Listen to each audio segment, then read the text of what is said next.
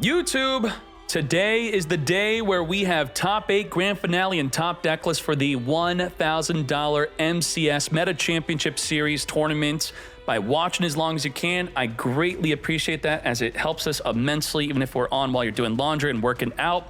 And with that said, are you ready? Hajime. There can only be one winner, and you're looking at it. Let's go. Tracked, add a Lurie. We're going to hold on to that Ash Blossom, discarding Lurie. Lurie triggering Engrave to Reborn. Now, there's a big question. A lot of people are asking, oh, when do we Ash? And everyone's like, Requiem, that's when you should do it. But you know what is actually likely the best time to Ash? To not Ash. The Fiendsmith engine is trying to eat your Ash. Do not let this eat it if they are playing a deck that would be better for you to Ash the other part instead. Like their Kaimin probably would be a more beneficial Ash. Now, there is a problem on the ladder where you don't know what your opponent is playing. So, you know, it's going to just be a gamble. And then there is an instance where they could turn their Fiendsmith engine, as we are using Ash in the Requiem, they could turn it into an Apollo, which then negates your Ash. But then there's also an instance where maybe they don't turn it into an Apollo. Maybe they're going into a Beatrice. Maybe they're going into a Wave King Caesar instead, and your Ash would then be safe. Are you willing to take that risk? It's up to you. As we now follow up from there, we got the Pydra, Fadra, Reborn the Genroku. Let's further turn this into a Hieratic Seal. We are a go first Tenpai deck. We are an honorable deck. What does this accomplish? We do have the ability to spin a face-up card back to the hand, non-targeting. We do have Ash negate an interaction with the deck. And the Ogre is great to be used on the Deception Sinful Spoils. That'll be the main use of it. But it does have other benefits where it can stop the Desiree from negating. It could stop an Apollo from negating. It could stop a Little Knight from banishing through its second effect. It could stop a Masquerena from linking off. And I think those are pretty much the biggest uses of why you'd want to be using the Ogre. So that's going to be triple disruption we're dealing with. As the track adds from the deck a Lurie. With the Lurie discarded, we are reborn to now make our Requiem. Requiem jumping off the field into an Ash Blossom negate, but we have cross out Designate and Call by the Grave. We're going to cross out that Fool, negate the Ash Blossom. Now, very nice on the order of usage here. Obviously, we're holding the finger for the Sphere mode likely, but the Ogre is something we probably don't play in our main deck, thus we would not be able to negate with cross out Designate. Come forth, Engraver. So with the Sphere mode and Ogre, we are still holding. We are ready. This is what the Engraver could do when going second. It gives you the ability to pop a monster on the field. We are going to use the Hieratic Seal to spin back the field spell likely, or the Engraver, as it will then be fingered. No spin back and no secondary effect of summoning a Tenpai from the deck. Both effects gone with one finger. Ooh, we have Ogre for the Snake-Eyed Diablo Star. This is activating to summon itself from the back row. And because it didn't even summon, it also did not equip another card in the grave. Now, this is a targeting send. We target, not a send, but target to destroy. It is going to be jumping off the field. I do want to double check on that. It actually sends, my bad. It is a send, but it does target, and because of that, we are off to dodge the send as the Fadra reborns the Pydra, which will then further search for our Sangan summoning. Druid Swarm is going to be banishing the Requiem here as we turn the Druid Swarm and Engraver into a Fiendsmith sequence ready to trigger the effect of the Druid Swarm to send the Special Summon Fadra as we fuse with the Graveyard, return to come forth and make our Lacrima. Lacrima is going to be able to target the Engraver to reborn or add it back to the hand as we further turn this into a Promethean Princess. Promethean could reborn a fire in our grave, which will be our Snake-Eyed Diablo Star, as we further turn our field into a Hida. Hida could steal from the opponent's graveyard, but first the Lacrima is going to burn for 1,200 damage as the Hida takes away your Fadra. It's now mine. Engraver returned back Lacrima to reborn from Engrave. We have 8,050 damage on the field, but the Kaiman's going to add during the battle phase a Chandra, which will special summon the Chandra, and that will be triggering our Promethean Princess as we change the Promethean to come forth and summon a Bident Dragon. And with this Bident Dragon, we're going to be triggering the effect to reborn from our grave. Say goodbye to the Fadra I stole as I give it back to your grave. As we reborn our Fadra, Fadra on summon. We're just going to be activating the effect of Synchro. And everything's fine, right? We just end our turn. Nope. You have to attack, you have to attack, you have to attack, you have to attack. You all have to attack. You're screwed. Yep. Oh, gosh. Instead of surrendering, we're just attacking. Unbelievable. This is crazy. Hida doesn't trigger. Nothing triggers. Nothing activates. Everything's turned off. What a board wipe that was. That was crazy. During the end phase, the once per duel effect, now we're surrendered. I do thank you for allowing us to see that, though. A lot of people would have just surrendered. It's funny to see. Thank you for putting on that show. And let's hop into game number 2. Sniffus said, hell nah, I'm going to go first. Nope. All right.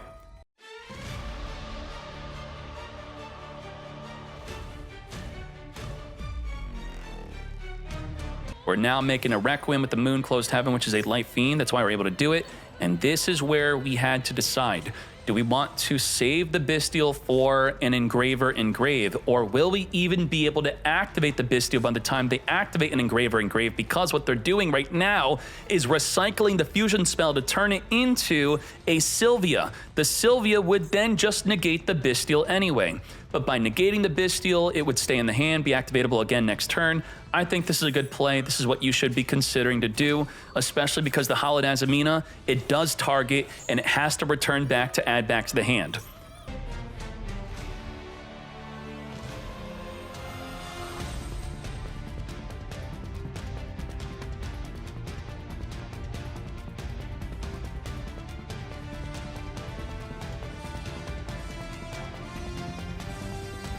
You're not sending transaction rollback at this point. There's no way. Huh? Anti-spell fragrance? How are you gonna set that on the field? How are you gaining access to that? We're gonna make a Masquerena. We're gonna Flame Burst trigger, reborn 2 level 1s. You're not Griffin. No, Griffin, not doing Griffin. We're gonna Promethean Princess. We're locked into Fire Monsters only, which will now reborn the Flame Burst. We're gonna further turn this into a Hida, which we have enough to make the Griffin play. Wanted Seeker is going to be drawing a card by returning back the original Sinful. We're going to Flame Burst, push back the Magna Hut, and the Nightmare Griffin is here. This is game number 2. Did we side deck into the Anti-Spell Fragrance as we set it onto the field, also drawing a card after discarding, randomly drawing into a Deception, which is not that big of a deal. Holy moly, Anti-Spell Fragrance states that both players must set the spell cards before activating them and cannot activate them until their next turn, which means if you set a quick play spell like a Forbidden Droplet, you still can't activate it during your opponent's turn. And if you're playing Pendulum, you're not playing Yu-Gi-Oh! Get out of here. We have Deception Sinful returning back during the end phase. We do have, again, Roku on the field. And let's flip up that Anti-Spell, which we could have, of course, chained a Kaiman if we had it. Now, searching Kaiman's not going to be good. What do we do? Dora the Explorer into an Apollo. Negates. Get Roku jumping off the field. So it's important to note there's another effect at play here, which is the Nightmare Griffin Floodgates. It states that special summon monsters cannot activate unless they are linked, and the Apollo is kind enough to be linked to whatever is summoned in front of her. We're going to Ash. Negate. I don't think so. We have 3 more negates on the Apollo. We have a Promethean Engrave that is simply dead. No fire to be popping with. Dora is trolling as we now Engraver search our deck for a second Tract. What the? Dora swinging in onto the Linkuriboh as we end our turn. Okay. Well, now, yeah, we can't use the Tract. Got him. Anti-spell. Max C in response to the Engraver, reborning from Engrave. I don't think so. Max C, negate. Now, the Floodgate effect of Griffin, it applies to you also. Your special summon monsters will not be activatable unless you summon it alongside on either side of where the Griffin's pointing to. And now it's gone. We don't need it anymore. What? Nightmare Griffin's a light fiend? I totally knew that. What the heck? As we banish the track to fuse with the Griffin into a Lacrima, as we now summon a Fiendsmith Requiem. Requiem's going to be jumping off the field into an Engraver from the deck. Requiem equipping onto the Engraver, which could then send the Dora out of here. But Dora's 0 attack, so there's no reason to do that, as the Diablo Star is summoned to set up the original Sinful. Let's get to it. Lethal damage. Holy moly. Sniffus with the turn 1 Beatrice anti-spell Griffin play. Oh boy, that was quite spicy. Bro wants to go first just to pass. Yup, okay. We have Valor, Droll, Max, and Imperm. We're gonna call by the grave, finger the sea, negate. Well, we do have 3 additional hand traps, and 3 is the magic number today because of everyone playing 3 decks in one. You need each individual hand trap to deal with each portion of the deck. You need 1 hand trap for the Azamina, 1 hand trap for the Fiendsmith, and the final hand trap for the core engine that they are playing. For this, it would be Snake Eye.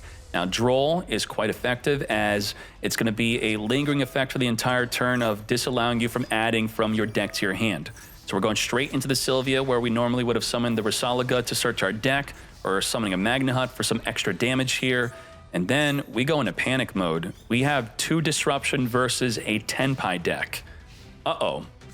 We are going to Imperm, negate the Sylvia. Now we just have Impermanence. Oh boy. As the Sangan summoning adds the Pydra, we cannot Imperm this. It's unaffected thanks to the Sangan summoning. We can only Imperm in the battle phase.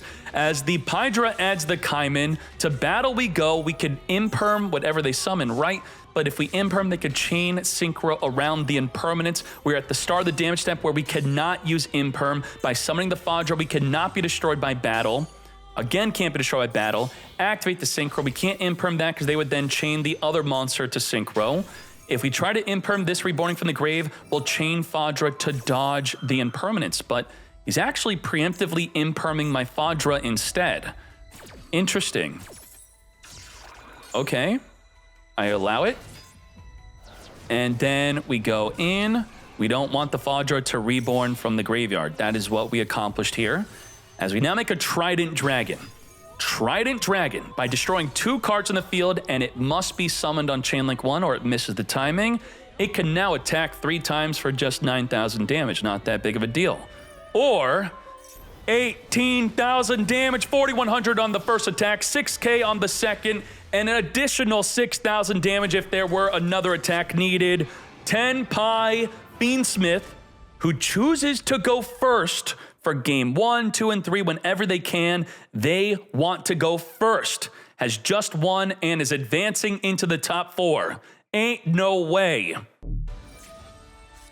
Engraver, discard, search in our deck for the Tract, which we can now hit him with the Drone Lockbird. Thus, the Tract will not be able to add a Lurie. Completely ended the turn. Does this mean that Droll is the counter to Fiendsmith?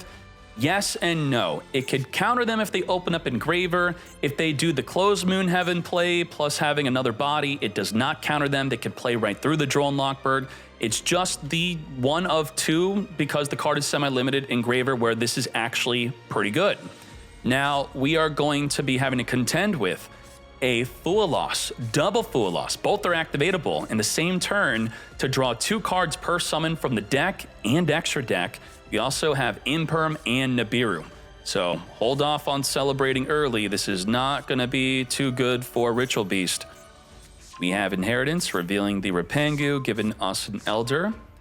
As we now can additional summon the Rapangu. Very nice, alongside the Elder, as we're going to fill our graveyard with a Laura. Because it is a contact fusion, or they're going to link, we're going to toss out the Fool Loss right now. And okay, let's double Fool Loss.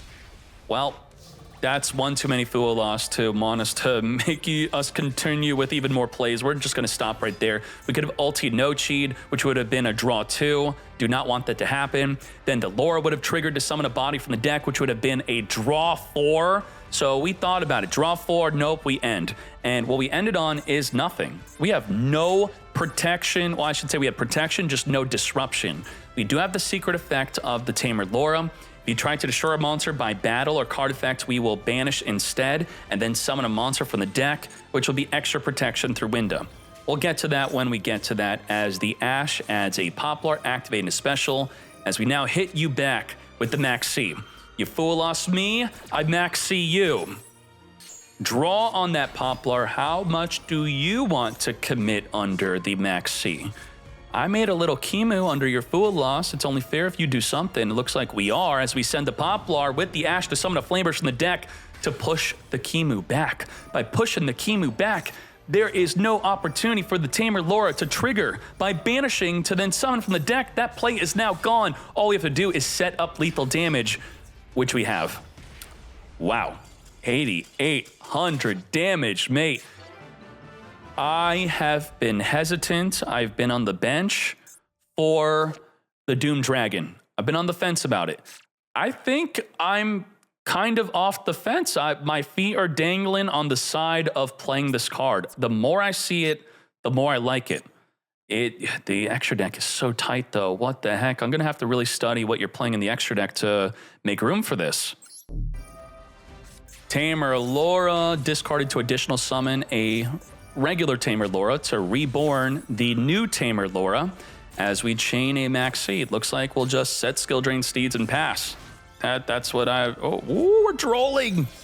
Droll turns off the ability for them to draw off a max C, but also you can't draw either. You can't add. You can't ulti Canahawk. So what? We're going to be triggering the Cross Sheep with the ulti Nochi as the Cross Sheep reborns from Engrave. The Droll and Lockbird we use to turn off your Maxi as we summon a Canahawk to banish a Rapangu as we link this all up into a triple negate Apollo USA mate. Look at that Droll continually trying to draw cards. What a fool. Oh, shoot. Well, the Apollo has no negates now, but it's okay. We were all about the skill drain anyway. So we ate the Imperm as the Deception Sinful tributes off the Flameburst to search for the hollowed Azamina. And this is where the big... This is contentious. This is super contentious. I think it was a 99% chance they were not summoning Sylvia, but can you take that 1% chance? Can you? Can you really? I mean, if you have Steeds, I feel like maybe you should have taken the chance. I don't think Sylvia was coming.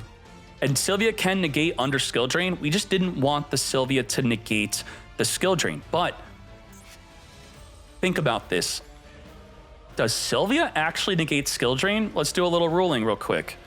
The Sylvia states, activates a card or effect, tribute to negate that effect. If you negate a skill drain flipping, you then laugh at your opponent, who is the Sylvia player, because that actually does not stop skill drain. Skill drain stays face up. It does not stop skill drain. We all understand that, right? So I think this was done for no reason. Does not make sense. All right, come forth, Sylvia. It was a definite misplay, but it's okay. These cards are new. We're getting used to stuff. We're going to, 1-for-1, discard summon a Lurie.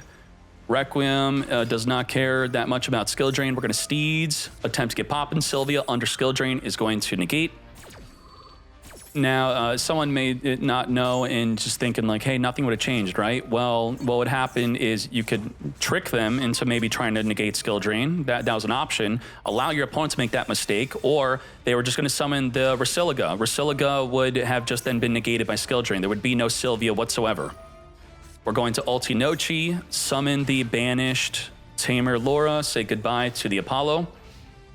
Let's now Deception Sinful set up during the end phase. The turn it was sent to the grave while face up. We have Inheritance, but no monster to reveal.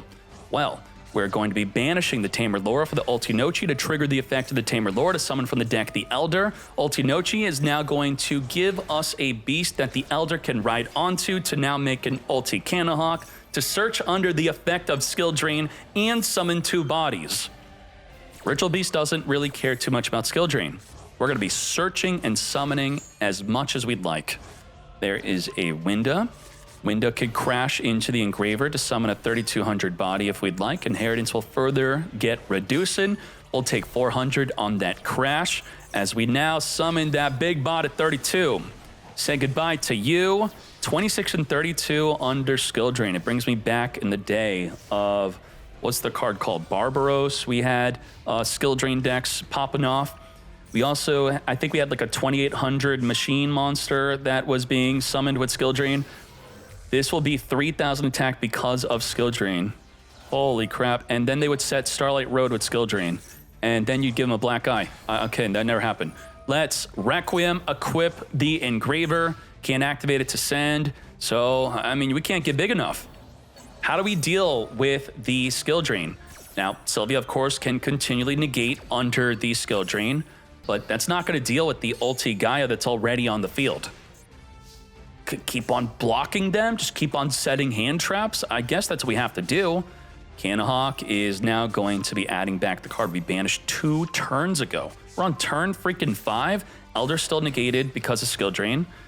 So do understand that. I think everyone knows that. That's fine. We're going to be banishing the Laura to then summon from the deck to then ride the Elder onto the Beast to make a Canahawk. Keep on searching.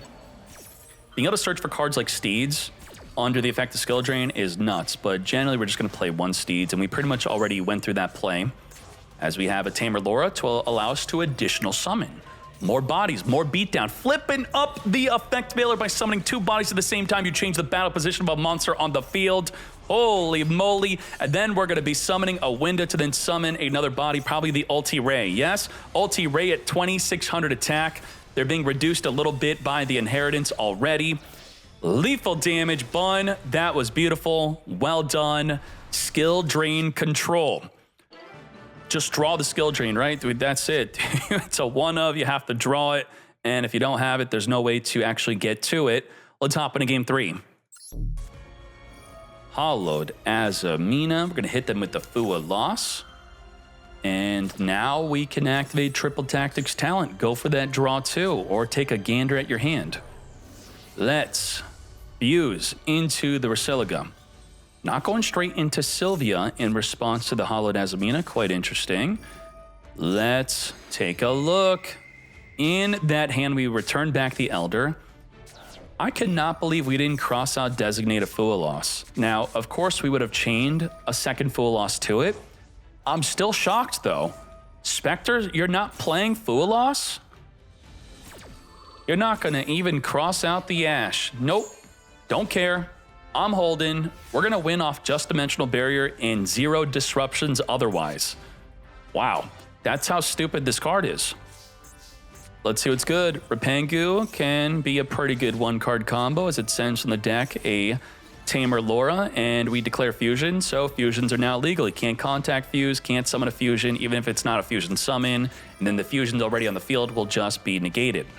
You have Tracked. In response to the Tracked, we're going to Ash Blossom as we cross out Designate, negate the Ash. And actually, thank you. That is very smart of you to point that out. Spectre probably sided out the Fua losses for game 2 and game 3. If you're going to go first, side it out. That's what makes a lot more sense to me on why we did not cross out Designate. I assure you, Spectre's playing Fua loss in the main deck, who isn't in today's event, but siding out is a good idea. Yep, thank you. Grab the Lurie, discard Lurie, as the Lurie now triggers. So, you know, we kind of got countered by our own side deck, but then they would have countered your counter anyway, as we're now making our Requiem. Requiem jumping off the field into, it's very sad that this Fua loss is dead because of that Rapangu being stuck on the field here. We wish we could activate it, but we can't. Diablo Star send the equipped Requiem as the Diablo Star sets up the Deception of Sinful Spoils. Let's further link this up into our sequence. Bun is just, I don't know, I mean, I think he walked away, making some cookies and milk or something. That's pretty much all. No, he's back. Yep. The chicken nuggies are done. Let's surrender. Bun, I'm sorry. That just sucks. But you did well. Thank you for playing with Ritual Beast and clapping it up. Spectre advancing to the top 4. Let's keep on going. We're going to start this off with an LZ sending away the Sinful Spoils of the White Forest to trigger its effect to set itself into the back row as we add a Sylvie from the deck. Sylvie on summon. A lot of people have been imperming the Sylvie, but we're going to hold it instead as we search for a Woes of the White Forest. Woes getting discarded to search our deck for an LZ Azamina as the Woes triggers to set itself into the back row. We have the LZ Azamina, which we need to synchro with to then search our deck for a Sinful Spoils, or we could search it with the Diablo Star. I feel like we so transparently told our opponent, hey, I have 2 ways to get to this card, so we lost out on the opportunity to bait a negate.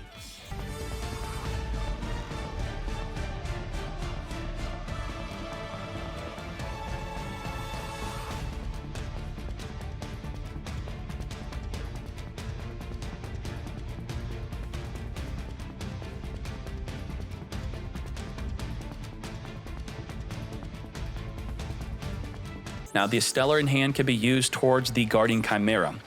What we can do here is, yes, we can. We could flip the entire opposing field face down with the Woes. We could then negate with Imperm. We could make a Guardian Chimera with the Sinful Spoils of the White Force to then pop 1 to 2 cards on the field. We could then use the Apollo to triple monster negates. We could then use Sylvia to negate anything and Baron de Flor to negate anything. Only 8 disruptions. Am I missing something? That is actually everything. 8 disrupt versus 6 cards in the hand. What is the play? We're gonna grab a subtraction with a Signet Mining. Not something you'd expect to grab off of that. Instead of losing 3 over disruption with the impermanence, we're going to Sylvia attempt to negate as the Sylvia then gets threatened by the finger. Baron de Flor negate the finger. So from 8 disruption, we're now down to 6. Not today. But now you have nothing to negate the triple tactics talent as we could take control of the Apollo. Sylvie is gonna start flailing as it summons itself onto the field. Should we have made a Guardian Chimera with the Apollo? So from 6 disruption, we're now down to 3. And the Guardian Chimera could get negated unless we chainlink block it with a card effect. We're going to attempt to summon a Silvera, which will try to flip down the opposing Circular and Sigma. It is successfully chainlink blocked by the LZ, thus the Apollo will not negate. Full field flip. Flip it. Nicely done. So you gotta chainlink block the Apollo.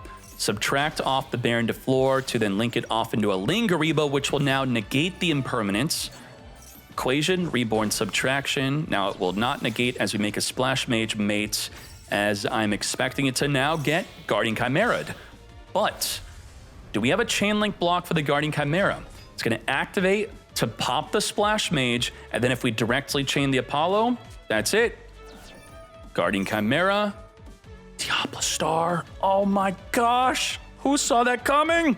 Diablo Star is going to block it and protect it. We had LZ block Silvera. We had Diablo Star block Guardian Chimera. Ain't no way. Beautifully done. Get wiping. Say goodbye to Splash Mage as we drew into a Drone Lockbird. So we had 1 disruption left, then we drew into another. We killed the Apollo before giving it back. Masterfully done by a Flying Dino. White Forest Azamina Fiendsmith.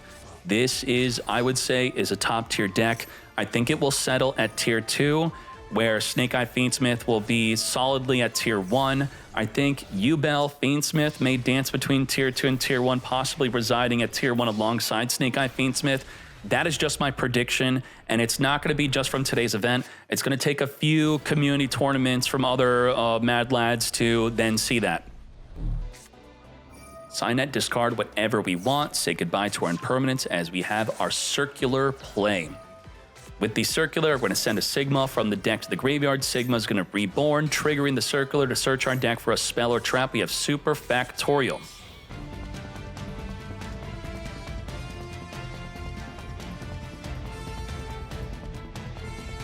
Now, get that out of here. Tribute off the field. Nibiru is here. The Super Factorial is going to put in good work, though. We do have 3 of the Mathmechs we need to reborn with Super Factorial, which will turn into the Laplation, which will send Nibiru plus a card in the hand to the grave. It's going to be about, I'll call it 1 disruption, even though it sends a random card from the hand to the grave. We then have an Omni Negate on top of that, so it is a double disrupt. LZ activating, discarding the Woes to search for Sylvie. Woes is, we need to discard that Sylvie. It cannot be normal summon. That's a problem. We have to. YOLO, 33% chance, and we got it. But we don't know that the Engraver's also there. Even hitting the Engraver is a 66% chance for a good hit on Laplation. Let's see what happens. Reborn Diameter Sigma and Circular, and we are now ready to get sended. Send 3 cards. All 3. Say goodbye. Ooh, we did it. We hit the Sylvie, Nibiru, and the back row. Wow. Nice play on that Laplation. Random discarding. 1-1. Game number 3, begin. double Nibiru, and we got Droll. Wow, Droll's good against a hard-opened Engraver.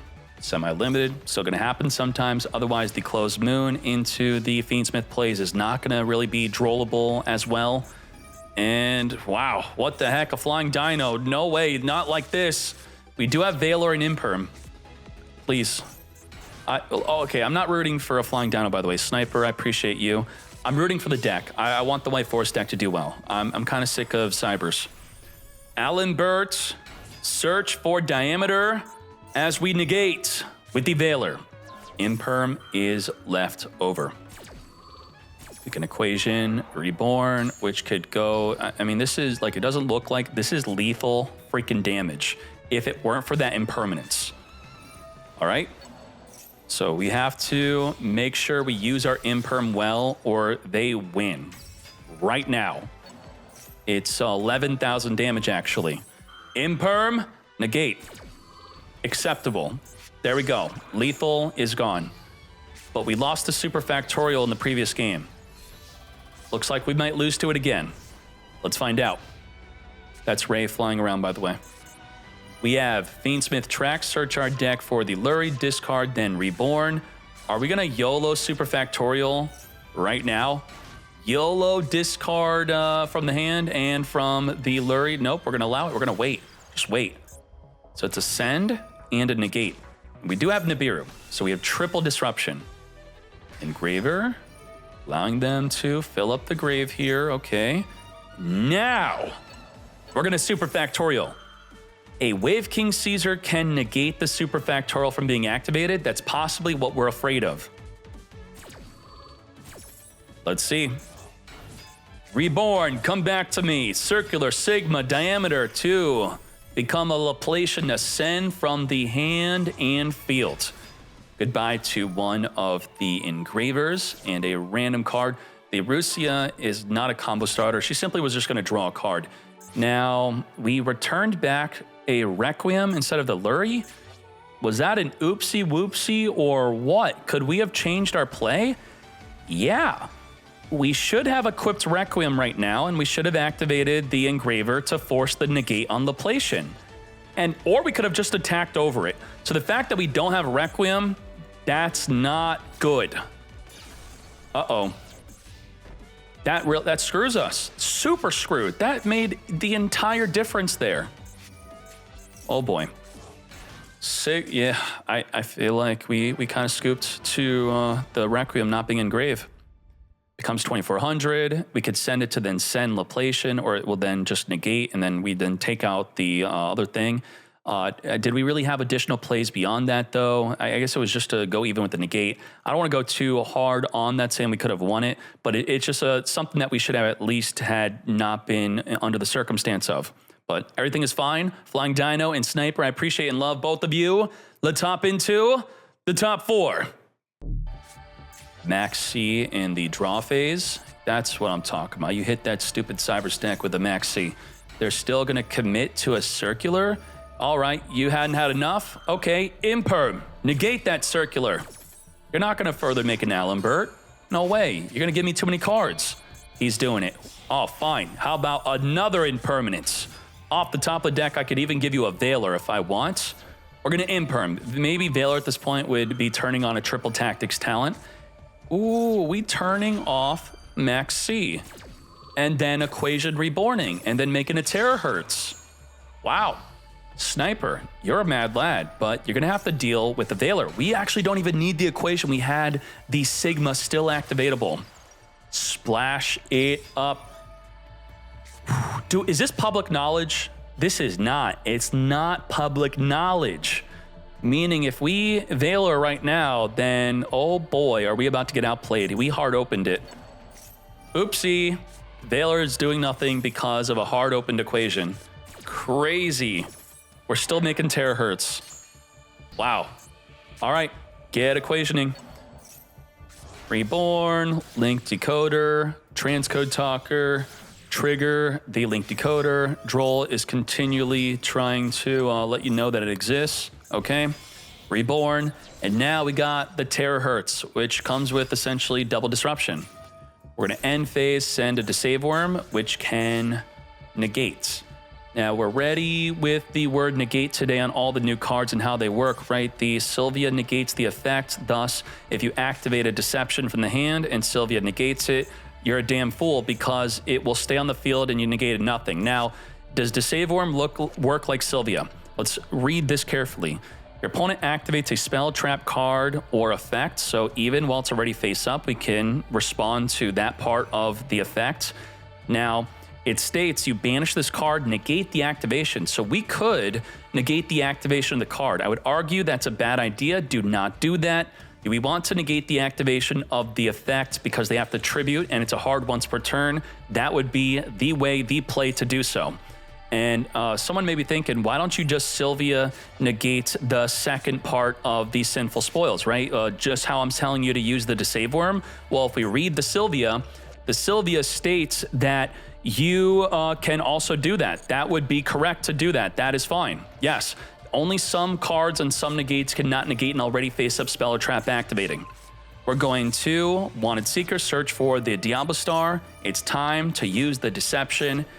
And we held it. We held Desavorm. We're going to use it on the Hollowed Azamina instead. Okay. Sure. So this would be, what if they already have this in their hand and they're activating to search for the LZ Azamina? It's quite popular in the OCG deck list, but not so much in the Snake Eye Fiendsmith decks I've been seeing. But still, it's a risk. It's a chance. So we negate the Hollowed Azamina. It will potentially recycle itself if we can gain access to another Azamina, but how are we going to actually do that? We don't have a way to recycle it, so maybe it's just overall better and safer to wait for the activation of the spell. Now, with the Diablo Star being negated by Imperm, we still have another disruption on the Terahertz. We have to be so careful with activating it. I do want to talk about that real quick, and that is the Aggregator. If the Diablo Star activated from the hand to summon, you would then send Aggregator to negate it on summon, but since it's an inherent summon that does not start a chain, you actually cannot make that play. So we end up not even having to use it. We also can Ash, because it's not just send from the extra deck, we could send from the deck instead. I think we're going to send a Dotscaper here, like an inconsequential send. Well, we have back-to-back. Ash, negate. Imperm, negate. Next turn for you, mate, as you wipe out the Diablo Star. Do we have anything in grave activatable that's good? What the heck is Ghost Ogre doing? What are you doing? Huh? G-Golem, Reborn Transcode? Transcode is reborning Splash Mage? Splash Mage is reborning the Subtraction? As we now Heat Soul, draw a card into Maxi, access the codes, access Code Talker for game. We are at over 8,000 damage. We are ending this duel right here, right now. Wipe out the Diablo Star, lethal damage, transcode for game. Wow, that escalated. What the hell? That was nuts. Okay, good job, Cybers. Begin. We're dealing with a Veil. Whoa. What? No play whatsoever. Ain't no freaking way.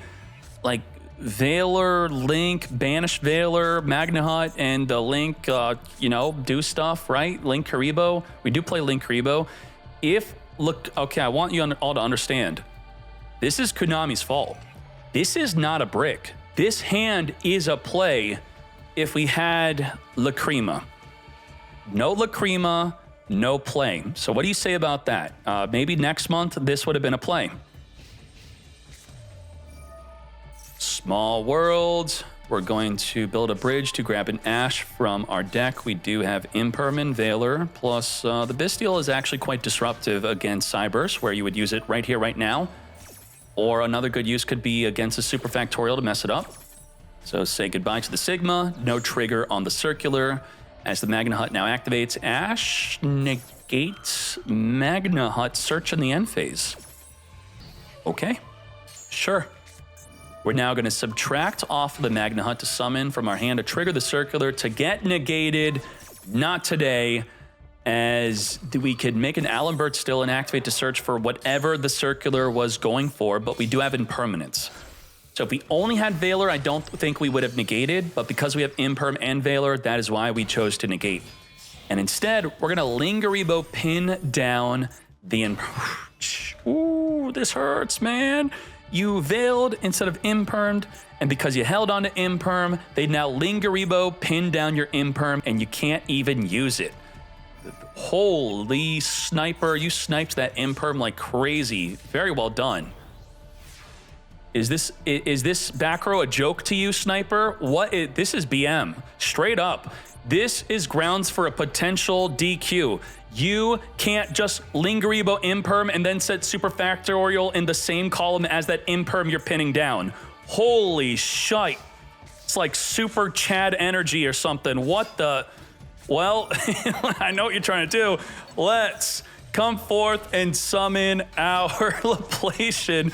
Say goodbye to a card in the hand, say goodbye to a card in the back row, and say goodbye to the Magna Hut, in addition to having a negate.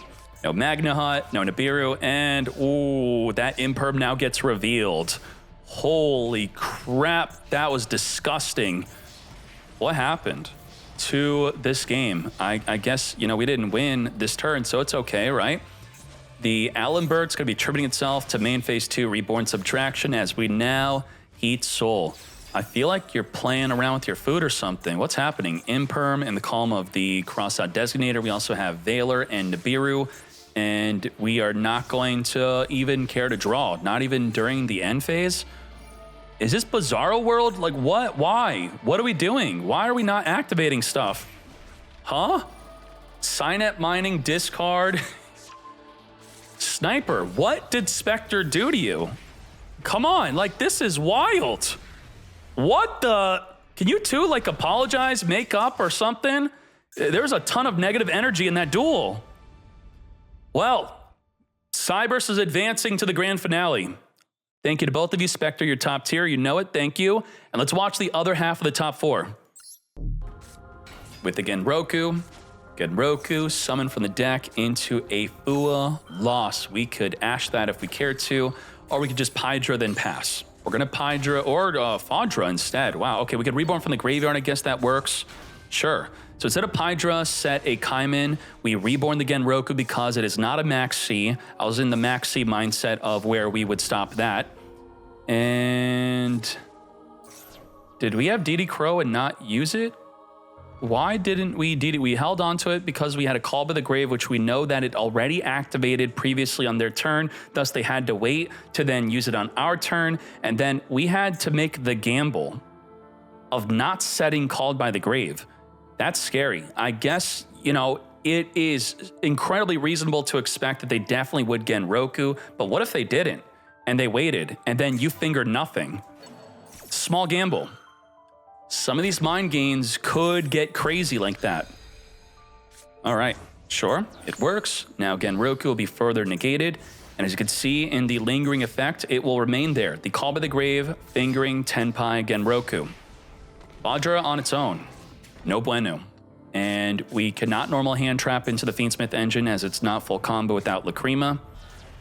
As the Diablo Star Black Witch say goodbye to Fua Lost, setting up into the back row our original Sinful. Hollowed Azamina to get the original Sinful into the graveyard with an open normal summon so it could search for a Snake Eye Ash. We're going to summon the Azamina Rosalgo. Rosalgo is going to grab the Wanted Seeker, and now we're going to hit them with the Droll. Not chaining Wanted Seeker to the Droll, and now we can't use the original Sinful to add from our deck because of the Droll. We're going to grab back the Hollowed Azamina, sending or activating. We can add from the graveyard. We don't have to add from the deck. This is under Droll. Right? Yep, we are. As we add it back, and then we summon a Sylvia for our Omni Negate. Negate anything, as we now go into the Requiem. Requiem is going to summon from the deck into a potential Ash, as we're maybe going to cross out instead of Sylvia. Yes, indeed. Remember, we still have an active normal summon, and we do want to normal summon probably the DD Crow to complete our Fiendsmith play. Yes, because we need to get Engraver Engrave. Why would you use Sylvia? That's not cool, right? Requiem equip, send the Fadra to the graveyard with the Requiem. Oh, we hold on to DD Crow. We normal the Maxi instead. Sequence is now going to be fusing with the graveyard. Ogre on this is not a good play as we summon our Lacrima. Lacrima on summon activate to attempt to reborn. We're going to just Ogre it because I guess why not? They're going to just lose a body here, but it still, of course, goes through as we summon our Engraver.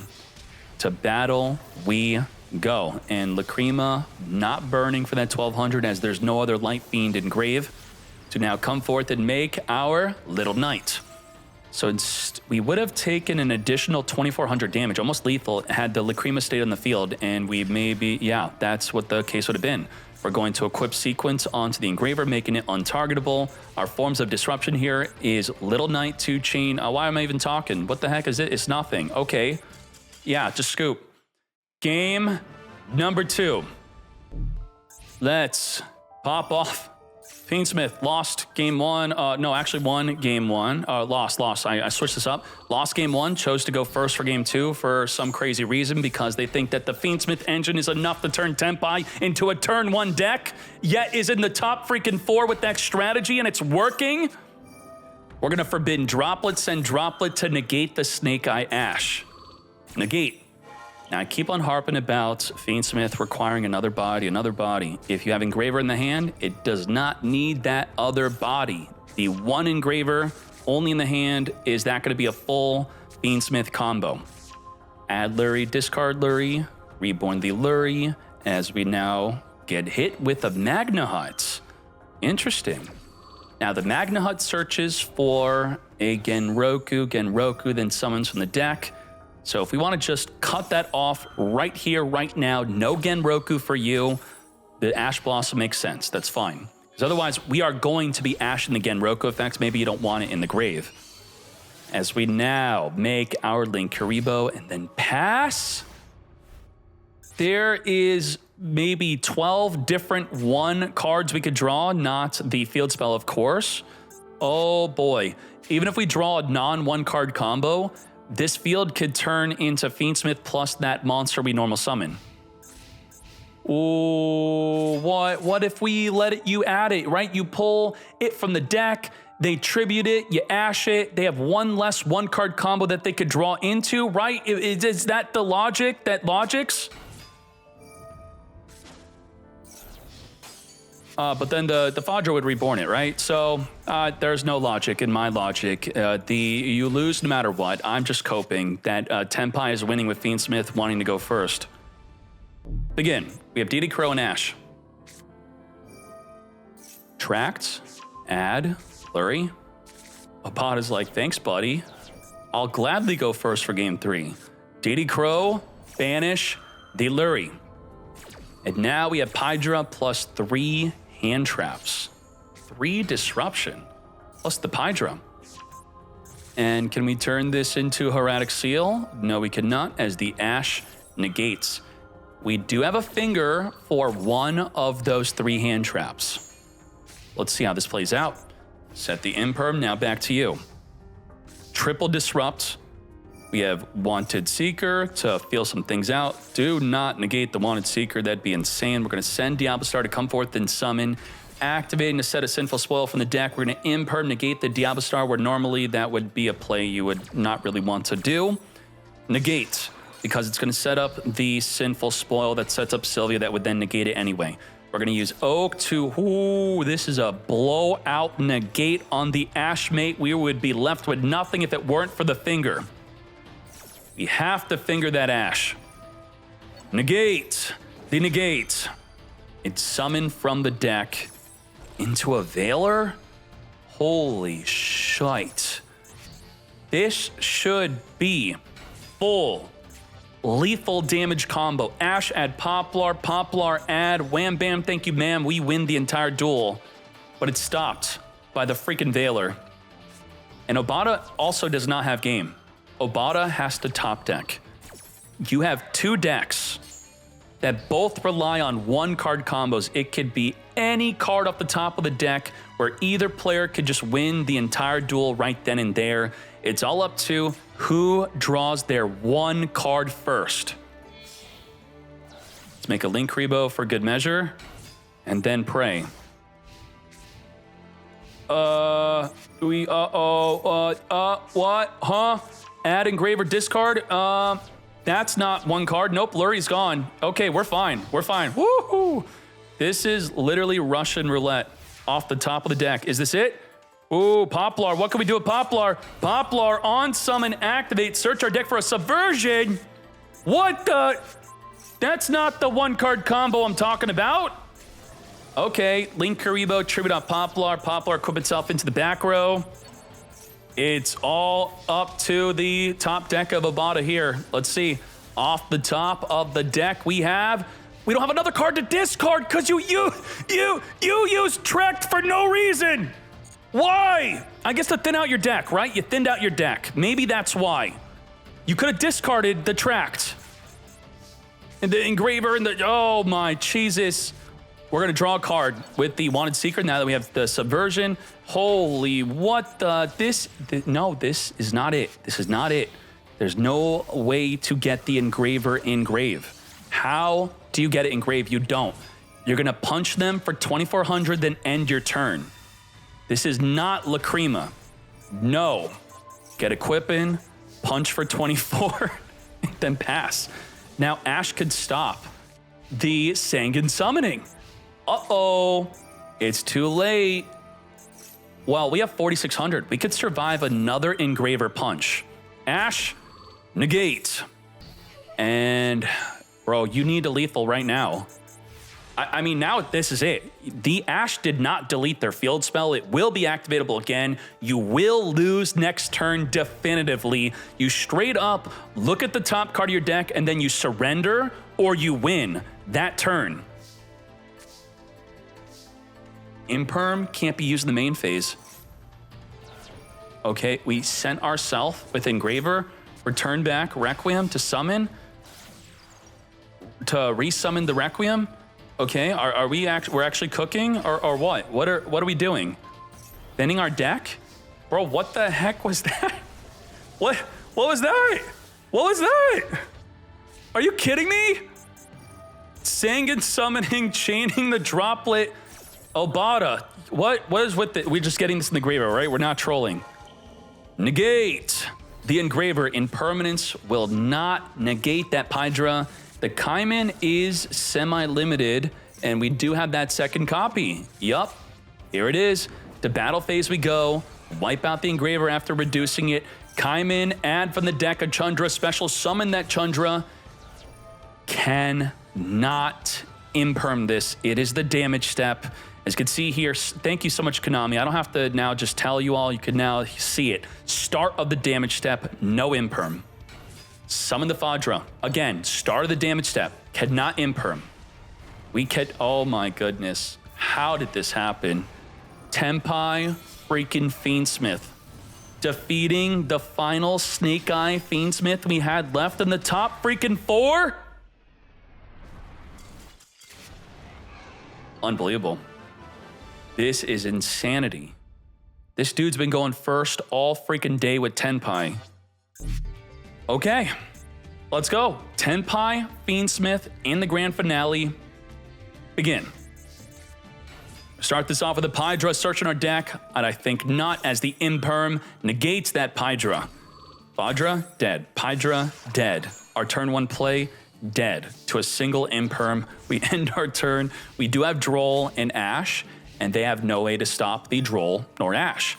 As we're going to subtract off the Pydra to special summon subtraction, as we then make a Lingaribo to potentially negate a back row trap that does not exist.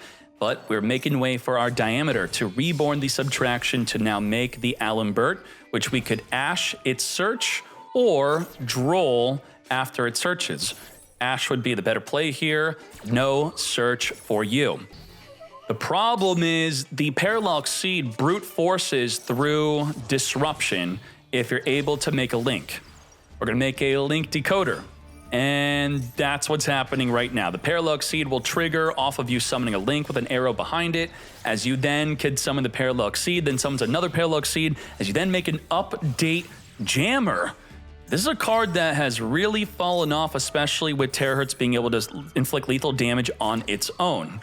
update the jam as we reborn the link decoder. We're going to transcode talker, reborn the update jammer as we turn this all into the Neo Tempest Terahertz. Update the jam within the battle phase, send from the deck the multiplication, multiply the attack to 11,000 attack. I take no damage, but I attack again.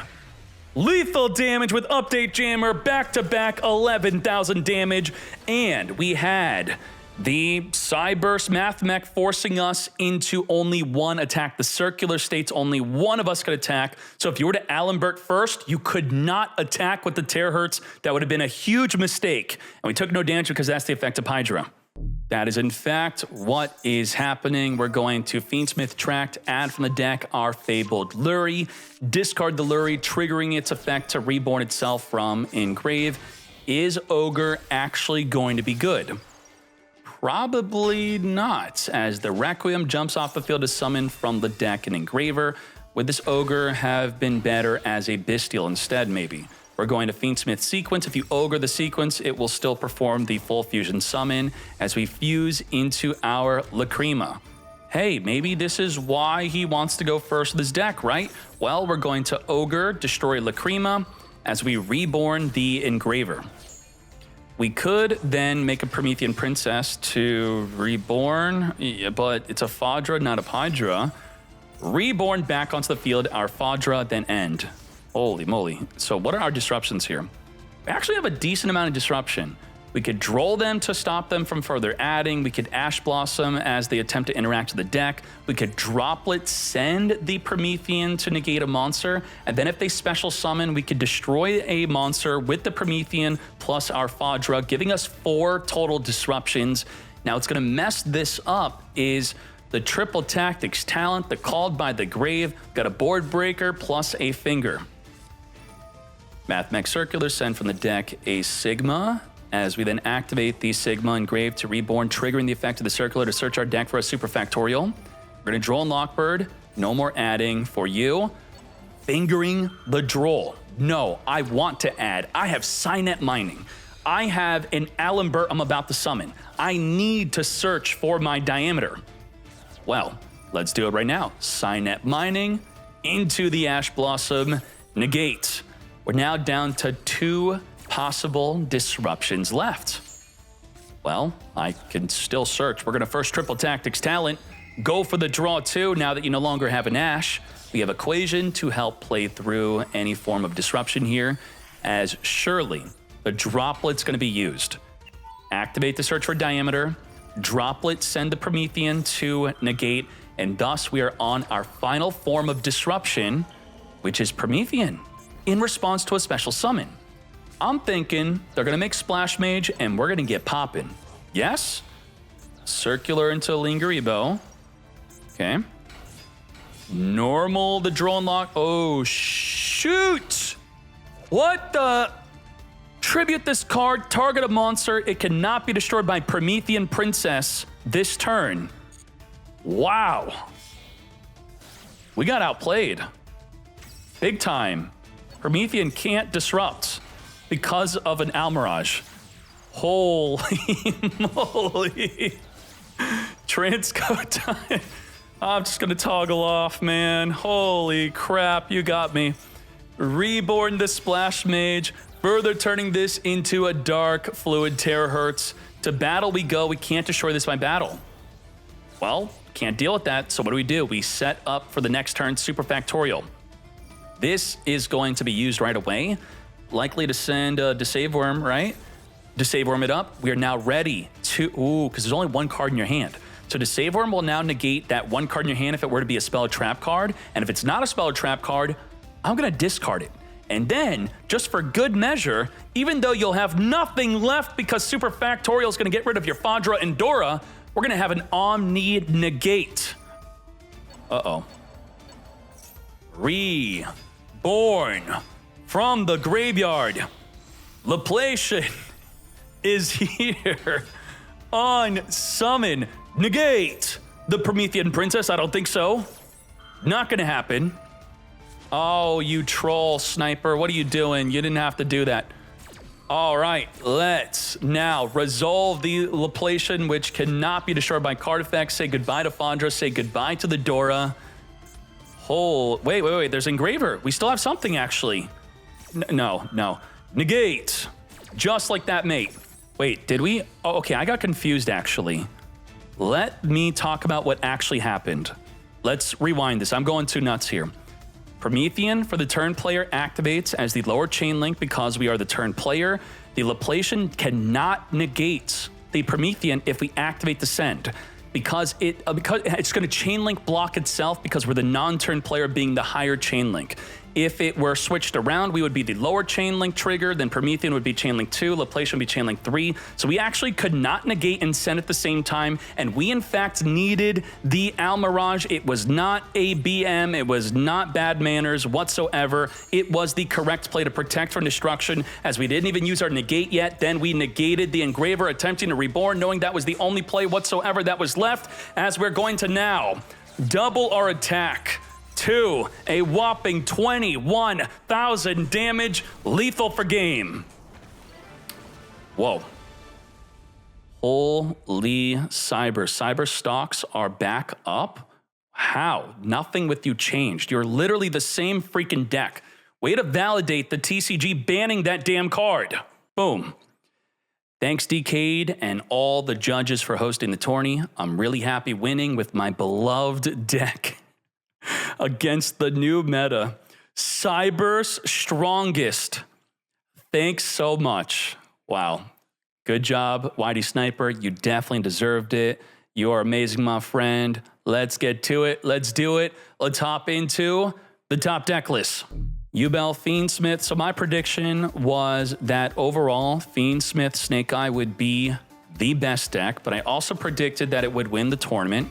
Failed on that prediction. I was half right. And then I predicted that Ubel, Fiendsmith, and White Forest Azamina would be a part of the top 3 of top performers, or at least overall on the tier list. And it's not looking like that right now. So White Forest Azamina underperformed. Tenpai overperformed. Ubel, Fiendsmith performed about how it was supposed to.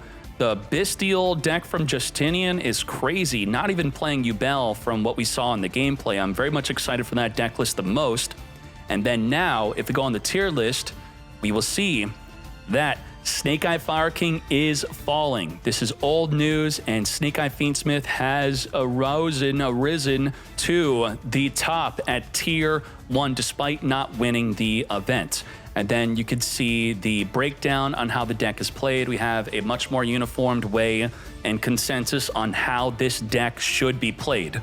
Now, despite that, let's still look at the top deck list of all the other Mad Lads. Let's get ready. Starting off with the deck I'm most excited for is Bestial. Justinian, 52 cards. Bestial. We have the Dark Beckoning Beast engine in this deck. We have Apollo down here. So what's very interesting after you see the extra deck there, let's zoom in more. A Dark Beckoning Beast is actually going to be the full Fiendsmith combo.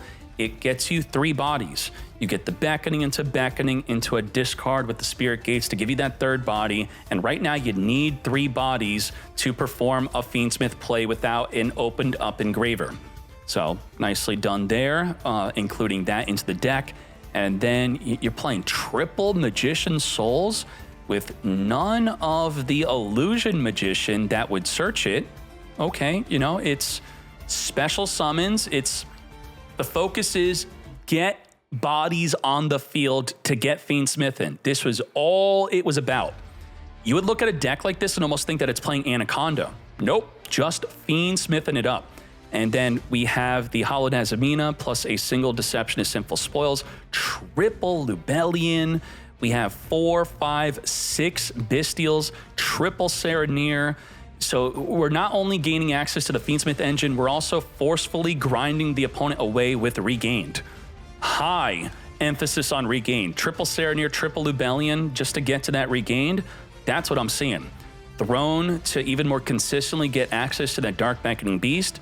I like this a lot. And yeah, I think we'll call it Bestial Fiendsmith maybe, so we're not mixed with the other decks. Do y'all think that's a fair name for this deck list?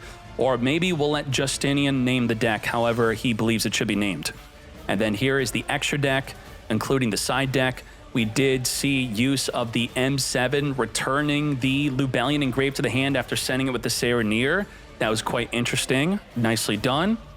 Yeah, I like this. I'd have to look to see if TCG or OCG had a deck that's similar to that. I'm not sure. We have White Forest Azamina. And the only one in the top 8 playing crazy cards like Queen Azamina. I would not expect this in a standard version of the way to play this. We have the standard Astellar, 1 Azamina, playing, you know, this is 1, 2, or 3. I myself would prefer 1. 2 is fine, okay? Because you have to remember, this card's not activatable unless you control an illusion or spellcaster. So if you just open up too many of these with nothing on the field to activate it with, it's just dead. So there is that plus the 3 impermanence. Let's look at the extra and the side deck here. Beatrice could send a Stellar, and then with the sequence and Beatrice, you make the Sprite Elf to reborn the Stellar, and then a Stellar pops off from there. It's absolutely nuts. There is the side deck, lots of Bestials, okay. Good job of Flying Dino. And what else do we have here? Ritual Beast, Buns. Buns is seeing some new good value and use out of the Ulti Ray.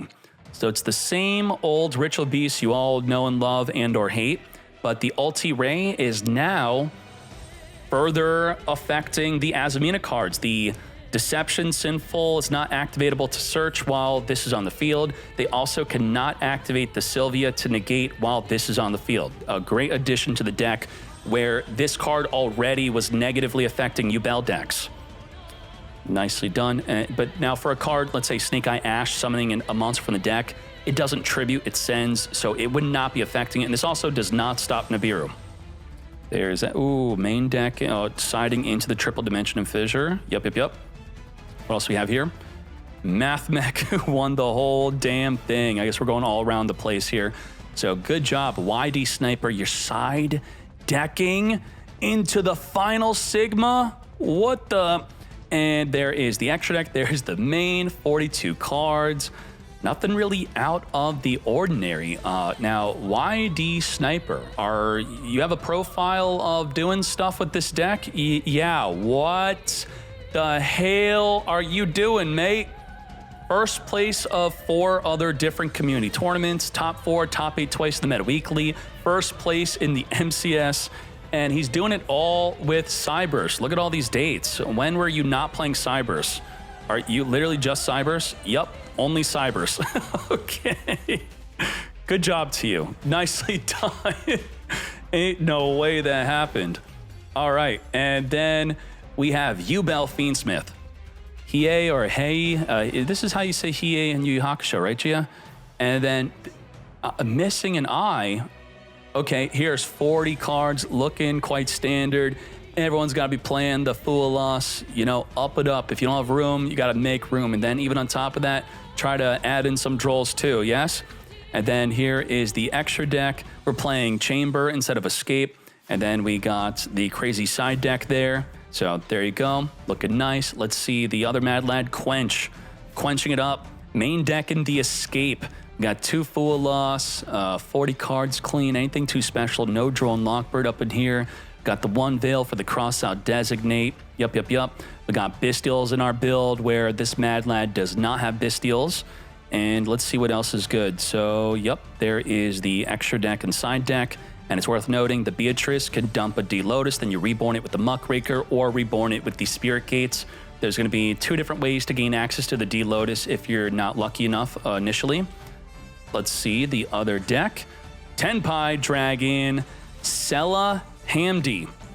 With the way to play the new Tenpai, Fiendsmith, who chooses to go first the entire tournament.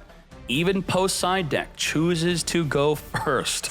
Holy moly, what a side deck. I haven't been talking about anyone's side deck besides yours, because we got the cherries. Cherries will reveal one of these extra deck monsters, then delete all of them from the opponent's extra deck by banishing them. That's quite funny. And then you also got Super Poly. Wow, you know, cherries and Super Poly sided in. That's the kind of spice I'd like to see. Thank you for showcasing that to me. And I am curious about your history. You're a normal Tenpai player? I don't know. Where'd you come from, mate? What's going on here? You just wanted to whip this out for all of us? Yeah, thank you. Now, let's keep on going. We have Nicky Boy, not playing Fiendsmith, still going second with Tenpai, and we got the board breaker in the main with Raigeki. Nothing else, no other Harpy Feather Duster. I would think it's probably in the side deck. Let's find out. Yep, we got the anti-back row, Lightning Storm, Heavy Storm, Harpy Feather Duster. And can you tell me, what has Yubel done to you to deserve you having 3 power filter in your side deck? Neither player could special summon 1,000 or less. Wait, does that also affect some other stuff? 1,000 or less? The can't summon Requiem, I guess. That's kind of interesting. Yeah, okay, cool. Probably not side decking it in against Fiendsmith, though. It would be if you're playing against Yubel, and it just has the secondary benefit of also stopping a Requiem being summoned. What else do we have here? We now have the Snake Eye Fiendsmith decklist. Snake and Yubel?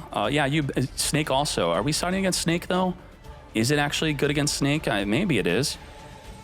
All right, we have Spectre. Top 4. I mean, of course, a lot of the Snake Eyes are small, so it could be good there, too. Definitely. Spectering it up. What is crazy about this main deck? I'm trying to look for anything out of the ordinary. I'm expecting everyone to be playing the Snake Eye Diablo Star. Got triple Nibiru, triple Effect Veiler up in here. This is looking super standard besides maybe the Bestials, or the most abnormal part of this main deck. Good job, Spectre. And the extra deck, the abnormal part of this extra deck is the inclusion of the Doom Dragon, not playing Desiree. That's something to look out for. I think a lot of people want to know. They're like, hey, Desiree's so good, we negate our Promethean and then we go from there. Spectre could possibly switch back to playing Desiree or play for the first time once the Lacrima comes out. That may be the case. But at the moment, making an efficient Desiree can be proven to be quite difficult, especially when playing through Disruption. So maybe right now is not the best time to be playing it, but who knows? I'm sure maybe the rest of the extra deck, the rest of the top decks here could possibly just be playing Desiree, and I'll be testing out Doom Dragon myself. Getting early lethals, easy lethals under the effect of Max C, Doom Dragon, easy early extra body onto the field even by sending your 2 back row monsters to the graveyard. It's spicy, and then it also has that built-in removal of putting a monster into the back row and when going second. Very nice. There is the side deck. And then vodka for free. What is out of the ordinary here? You are playing 40, not above. And we have triple Veiler, no, triple DD Crow. That is definitely abnormal. Instead of playing Bestials, we got the DD Crow, which could straight up just banish the Azamina spell itself, the fusion spell. Instead of banishing the card it's trying to return back, this does not have to rely on a light or dark, and is more viable against, let's say, a Tenpai deck. If people are still playing that, Chandra's in the graveyard, banish that, limited to 1 Chandra. That could definitely be some great plays as we are playing the Desiree. So I was correctly identifying that it looks like it's Doom Dragon or Desiree. We are on Team Desiree over here for vodka. Good job. Sniffus, 44 cards, anything out of the ordinary. We have the triple, we got the Bestials instead of a DD Crow. Oh, I lost my voice. Okay, we're good. We have a triple Tactics talent. What else we have here? We are on the Doom Dragon, not playing the Desiree. Interesting to see what's going on here. Back and forth on Doom Dragon or not. And then we have Cybers. Anything out of the ordinary? I'm scanning. We got Droll and Lockbird. It's like each player is only changing 3 cards within the main deck. It's Droll, DD Crow, playing the Bestials. I guess even Nibiru is optionally being played here. We're at 2 triple Tactics talent. And for you, you are playing Desiree, not the Doom Dragon. Nice. What else do we have here? Playmaker. Top tier Playmaker. Let's freaking do it. What is going on with this deck? We have some Bestials, a little Droll, 1 Droll for the Crossout Designator, it looks like. 1 Nibiru for the Crossout Designator. All round looking good and standard. It's quite interesting to see how standardized the deck has already become. It's pretty much, it's optimal. The only thing that's really up for debate is I'm curious. I want to hear some people on Team Desiree versus Doom Dragon. Why are you playing one over the other? And why are you not playing the other specifically? I'd want to know. And then GOT May Key. What is good here? We got a Birch. First Birch of the top cut I'm seeing. Beyond that, nothing is looking too wild. So remember at the start of the event, I was asked by a new player saying, hey, I'm kind of new. What should I be playing?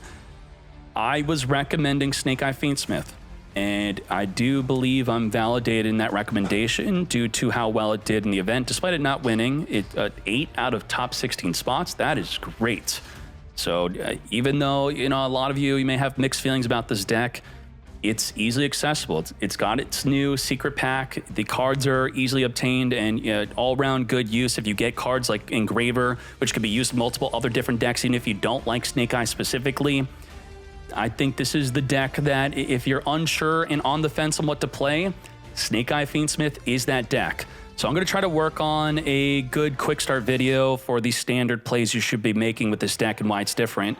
Now, this specifically is not playing Azamina. That's different. What the heck? Everyone else is playing Azamina, right? I didn't miss that? Yeah, everyone's on it. Your deck is different. So I didn't mean to pause on this one to then go on a rant of play this. This is not standard. It is a way to play if you want to play it. It is more hand traps and or board breakers instead of the Azamina engine. And there you go, Makey. I would like to know why you are not playing the Azamina engine. I mean, you have, what is this? 40 cards, 3 Veiler, 3 Ash. We're at 6, 9, 10, 11, 12, 13, 14, 15, 16, 17, 18, 19.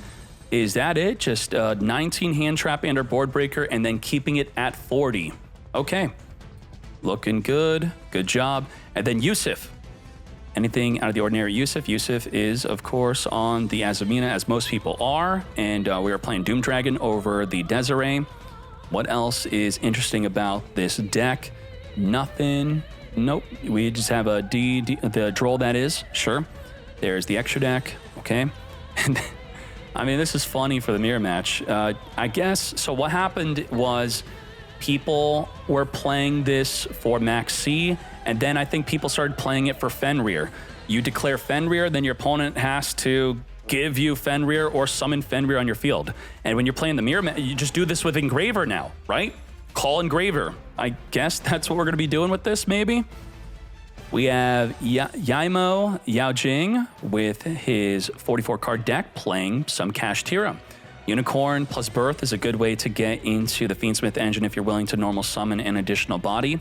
You also got Fenrir helping a little bit with the board breaker. I would kind of consider Fenrir as a mini board breaker if I'm going to count up hand traps and or board breakers. It does summon for free and usually go even with a disruption.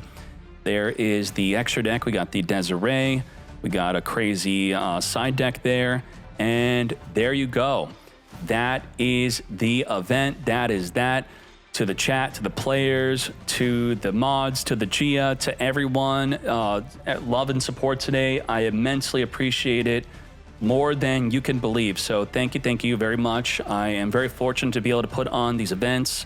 Very happy to do so. I'm excited for the next one.